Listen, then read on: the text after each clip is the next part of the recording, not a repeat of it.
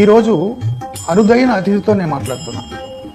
అతడు అనేక యుద్ధముల ఆరితేరిన యోధుడు. సర్వనాశనమైపోయిన రాష్ట్రాన్ని పునర్నిర్మించాలనే ఒక సంకల్పంతో జైలు గోడల్ని బద్దలు కొట్టుకుని బయటకు వచ్చిన చంద్రబాబు నాయుడు ఈ రోజు దేశంలో అమలవుతున్న అనేక పథకాలకు ఆయనే ఆవిష్కర్త, సంపద సృష్టికర్త, సంక్షోభాలను అవకాశాలుగా మలుచుకునే అపర చాణక్యుడు, సైబరాబాద్ సృష్టికర్త, అమరావతి రూపశిల్పి, క్లైమర్ మైన్స్ సైతం భయపెట్టినటువంటి నాయకుడు, రాజకీయ దురంధరుడు, 50 సంవత్సరాల సుదీర్ఘ రాజకీయ అనుభవం ఉన్న రాజనీతిజ్ఞుడు. సాధించిన విజయాలు ఆయన కెరీర్ లో చాలా ఉండొచ్చు, కానీ ఈ ఏడాదిలో ఏం సాధించారనేది చాలా ముఖ్యం. ఊపిరి సలపని స్థితిలో రాష్ట్రం గుడ్లు తేలేసిన పరిస్థితిలో సంజీవిని లాంటి, లైఫ్ డ్రగ్ లాంటి, దివ్య ఔషధం లాంటి నారా చంద్రబాబు నాయుడు అనే నేను సీతారాం జయ సీతారాం,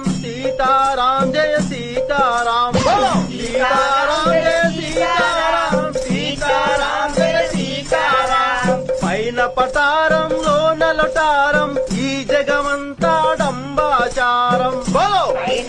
ఆపండి, ఎవరు మీరు? దండలు సవి దండలు.